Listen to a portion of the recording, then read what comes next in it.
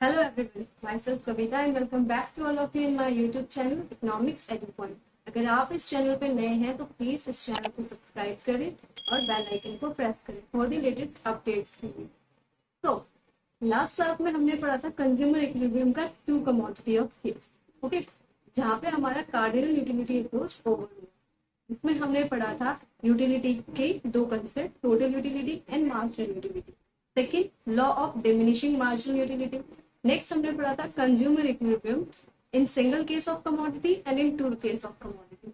And आज हम further continue करेंगे ऑर्डिनल यूटिलिटी अप्रोच पे। हमने पढ़ा था कार्डिनल और ऑर्डिनल, दो अप्रोचेस थे कंज्यूमर के बिहेवियर को समझने के लिए। तो कार्डिनल में हमने देखा कि जो हमारी यूटिलिटी, हमारे सेटिस्फेक्शन को हम किस तरीके से शो करते हैं, नंबर्स में 1 2 3 इस तरीके से यूटिल्स में मेजर करते हैं। तो ऑर्डिनल में देखते हैं, ऑर्डिनल में कैसे करते हैं। ऑर्डिनल में हम यहाँ रैंक देते हैं, जैसे फर्स्ट, सेकेंड, थर्ड, फोर्थ।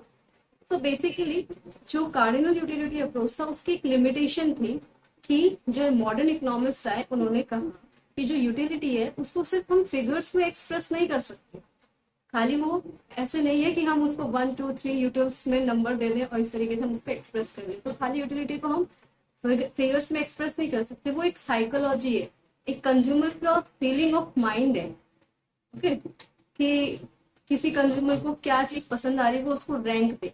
तो यहाँ पे वो ये नहीं है कि नंबर के अकॉर्डिंग हम उसको एक्सप्रेस कर सके। यहाँ पे ये कहता है, मॉडर्न इकोनॉमिस्ट ये कहते हैं कि हम यूटिलिटी को सिर्फ फिगर्स में नहीं मेजर करके हम उसको रैंक में मेजर करें, ओके। तो ऑर्डिनल यूटिलिटी में यही समझाया गया है कि हम कैसे अपनी यूटिलिटी को रैंक में मेजर करेंगे, ओके। फॉर एग्जाम्पल मैं ऑर्डिनल का ही एक एग्जाम्पल ले रही हूँ। मान लो मैंने एप्पल और बनाना दोनों खाए, ओके। अब मैं ये कैसे बताऊंगी कि मुझे एप्पल ने ज्यादा सेटिस्फाई किया या बनाना ने ज्यादा सेटिस्फाई किया। अब मैं यहाँ यूटिलिटी में मेजर कर दूंगी कि जैसे मुझे एप्पल ने इतनी यूटिलिटी का सेटिस्फेक्शन दिया। तो ये तो हो गया कार्डिनल अप्रोच। लेकिन ऑर्डिनल में हम क्या देते हैं, रैंक्स देते हैं।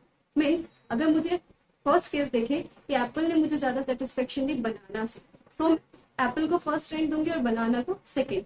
सेकेंड केस देखते हैं कि मुझे बनाना ने ज्यादा सेटिस्फाई किया, एप्पल ने कम सेटिस्फाई किया, तो मैं यहाँ पे बनाना को फर्स्ट रैंक दूंगी एंड एप्पल को second. And in third case अगर मुझे एप्पल और बनाना दोनों ने ही सेम सेटिस्फेक्शन दिया है तो यहाँ पे मैं दोनों को इक्वली रैंक दूंगी। तो ऑर्डिनल यूटिलिटी अप्रोच आज हम पढ़ते हैं। तो ऑर्डिनल यूटिलिटी अप्रोच में क्या है, इंडिफरेंस कर्व और हिग्सन एनालिसिस। इंडिफरेंस कर्व भी कहते हैं इसको और हिग्सन एनालिसिस भी कहते हैं। इकोनॉमिस्ट हिग्स ने इंडिफरेंस कर्व का बेसिकली कंसेप्ट दिया। तो इंडिफरेंस कर्व होता क्या है, इसको हम डिफाइन पढ़ते हैं। It refers to the graphical representation of various alternative combination of goods which provide same level of satisfaction to the consumer. Means indifference curve यानी उदासीनता वक्र, इसकी हिंदी हमने पढ़ी थी उदासीनता वक्र। यानी ये इंडिफरेंस कर्व एक ग्राफिकल रिप्रेजेंटेशन होता है जिसमें हम वेरियस ऑल्टरनेटिव कॉम्बिनेशन दिखाते हैं गुड्स का, जो कंज्यूमर को same level of satisfaction provide कर रहे हैं, एक ही लेवल पे सेटिस्फेक्शन दे रहे हैं कोई भी दो गुड्स, ओके। अब इसको हम टेबल एंड डायग्राम की हेल्प से समझते हैं। टेबल देखते हैं। टेबल में हमने कॉम्बिनेशन ले लिए P Q R S T, okay. यहाँ मैंने दो गुड्स ले लिए, एप्पल्स एंड बनाना, ओके। इसका मतलब है अगर मैं 1 यूनिट एप्पल की कंज्यूम करती हूँ तो मुझे 15 बनानास, मीन 1 एप्पल ने मुझे 15 बनानास के बराबर सेटिस्फेक्शन दी। इसका मतलब ये। अब अगर मैं एप्पल की एक यूनिट बढ़ाती हूँ, 1 से 2 कर देती हूँ, तो मुझे बनाना की कितने बनाना उसने सेटिस्फाई किया, 10, ओके। 3 एप्पल्स अगर मैंने 2 से 3 कर दी, एक यूनिट और बढ़ा दी, तो मुझे कितने बनाना उसने सेटिस्फाई किया, 6। 4 कर दी तो 3, 5 कर दी मैंने एप्पल्स की यूनिट तो 1 बनाना के बराबर सेटिस्फेक्शन। मीन्स यहाँ कहना ये है कि 1 एप्पल मुझे 15 बनाना के बराबर सेटिस्फेक्शन दे रहा है, सेम लेवल ऑफ सेटिस्फेक्शन है।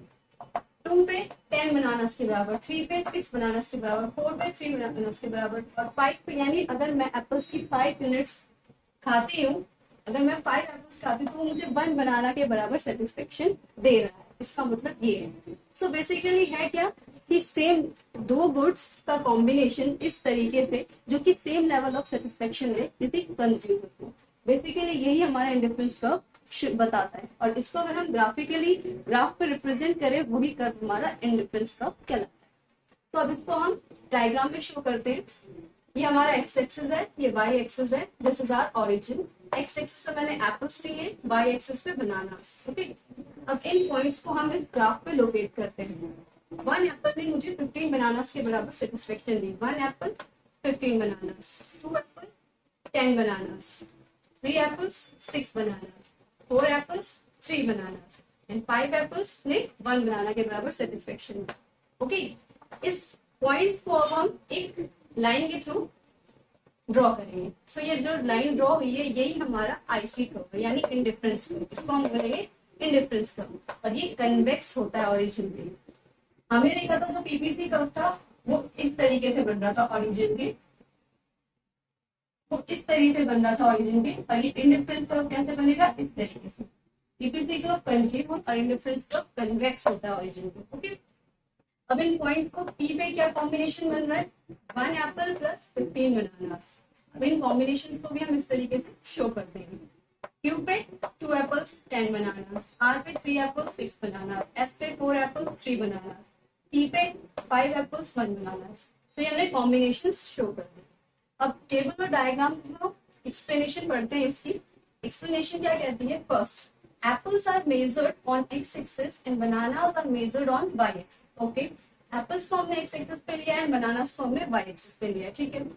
Point P, Q, R, S and T on the curve shows different combinations of apples and bananas. जो point P, Q, R, S, T है ये different combinations बता रहे हैं हमें apples and bananas की, ठीक है। थर्ड पॉइंट है, these points are joined with the help of a smooth curve known as indifference curve. In points को फिर हमने एक स्मूथ कर्व से ज्वाइन कर दिया है, जिस कर्व को हम क्या कहते हैं, इंडिफरेंस कर्व। ओके, सो यहाँ हमारा इंडिफरेंस कर्व का टॉपिक ओवर होता है कि इंडिफरेंस कर्व होता क्या है। बेसिकली वो एक ग्राफिकल रिप्रेजेंटेशन होती है जिसमें हम वेरियस कॉम्बिनेशंस लेते हैं, ऑल्टरनेटिव कॉम्बिनेशंस लेते हैं गुड्स का, जो कंज्यूमर को same level of satisfaction provide करता है। ओके, फिर उसको हमने टेबल एंड डायग्राम की हेल्प से एक्सप्लेन किया। नेक्स्ट अब इसी में हम पढ़ते हैं दूसरा topic, indifference map. Indifference map क्या होता है, it refers to a set of indifference curve placed together in a diagram. जब बहुत सारे इंडिफरेंस कर्व एक ही ग्राफ पे लोकेट किए जाते हैं, एक ही ग्राफ पे आ जाते हैं, तो वो कर्व का सेट बेसिकली क्या कहलाता है, इंडिफरेंस मैप। यानी एक फैमिली होती है ये इंडिफरेंस कर्व की। जैसे कि ये एग्जांपल ले लेते हैं, गुड एक्स हमने एक्स एक्सिस पे ले लिया, गुड बाय वाई एक्सिस पे, IC1, IC2, IC3, इस तरीके से इंडिफरेंस कर्व एक ही ग्राफ पे लोकेट किए जाएंगे, तो ये सेट बेसिकली क्या कहलाता है, इंडिफरेंस मैप। ओके, नेक्स्ट अब हम पढ़ेंगे इसी में ही कि मार्जिनल रेट ऑफ सब्स्टिट्यूशन क्या। ओके, अब हम पढ़ेंगे मार्जिनल रेट ऑफ सब्स्टिट्यूशन यानी MRS किसे कहते हैं। It is the rate at which a consumer is willing to substitute good Y for good X. Means ये वो रेट होता है जहाँ पर एक कंज्यूमर किसी भी गुड्स की एक यूनिट्स को बढ़ाने के लिए दूसरे गुड्स की कितनी यूनिट्स को वो सेक्रीफाइस कर रहा है। बेसिकली वही हमारा मार्जिनल रेट ऑफ सब्स्टिट्यूशन होता है। तो फॉर्मूला देखिएगा हम MRS का, marginal rate of substitution of apples and bananas, AB यानी apples and bananas, is equals to units of bananas B willing to sacrifice upon units of apples A willing to gain. Means apples की एक unit को बढ़ाने के लिए मैं bananas की कितनी यूनिट्स को यहाँ सेक्रीफाइस कर रही हूँ। बेसिकली यही हमारा मार्जिनल रेट ऑफ सब्स्टिट्यूशन होता है। इसे चाहे तो मैं इस तरह से भी लिख सकती हूँ, MRS of AB is equals to delta B upon delta A। Delta means change, यानी एप्पल की एक यूनिट बढ़ाने के लिए बनानास की कितनी यूनिट्स में सेक्रीफाइस किया मैंने, उसका चेंज।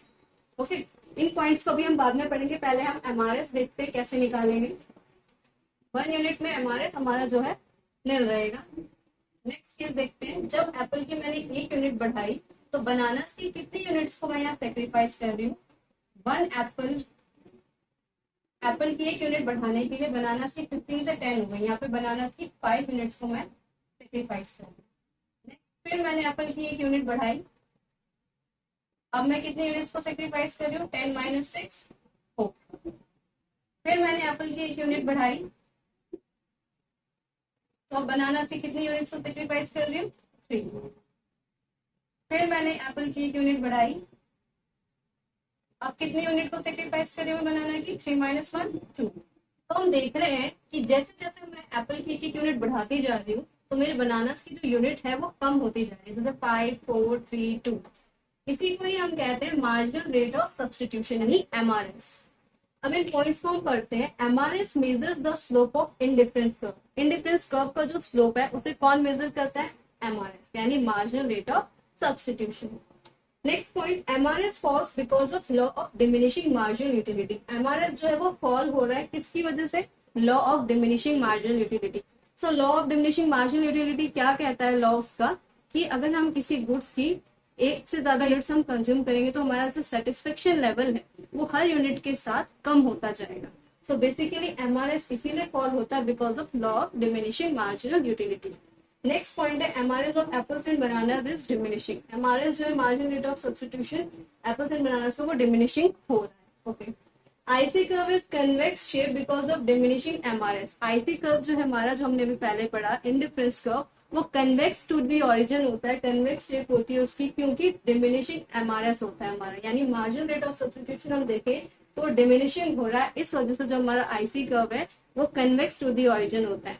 हमने फर्स्ट चैप्टर में पढ़ा था एमओसी यानी मार्जिनल अपॉर्चुनिटी कॉस्ट, वो बढ़ती जा रही थी हर यूनिट के साथ। सो दैट्स वाई हमारा जो पीपीसी कर्व था वो कनकेव टू दी ओरिजिन था, और यहाँ पे हमारा मार्जिन रेट ऑफ सब्स्टिट्यूशन जो है डिक्लाइन हो रहा है, इस वजह से जो हमारा आईसी कर्व है यानी इंडिफरेंस कर्व है वो कन्वेक्स टू दी ओरिजिन है। ओके, सो आज की क्लास में हमने पढ़ा इंडिफरेंस कर्व क्या होता है, उसको टेबल एंड डायग्राम की हेल्प से हमने एक्सप्लेन किया। नेक्स्ट हमने पढ़ा इंडिफरेंस मैप क्या होता है, उसके बाद हमने पढ़ा एमआरएस क्या होता है, marginal rate of substitution. Basically क्या होता है, ये वो रेट होता है जहां पे एक कंज्यूमर एक गुड्स की यूनिट्स को बढ़ाने के लिए दूसरे गुड्स की कितनी यूनिट्स को सेक्रीफाइस कर रहा है, उस रेट को ही हम एमआरएस यानी मार्जिनल रेट ऑफ सब्स्टिट्यूशन कहते हैं। उसके बाद हमने उसको टेबल से और एक्सप्लेनेशन से पढ़ा। आज की क्लास में बस इतना ही। नेक्स्ट क्लास में हम इंडिफरेंस कर्व के इसी टॉपिक को आगे कंटिन्यू करेंगे, जिसमें हम इंडिफरेंस कर्व की प्रॉपर्टीज और उसके एजम्पशंस को पढ़ेंगे। अगर आपको इस टॉपिक से रिलेटेड कोई भी क्वेरी हो तो आप मुझे कमेंट सेक्शन में पूछ सकते हैं। आज के लिए बस इतना ही। ओके।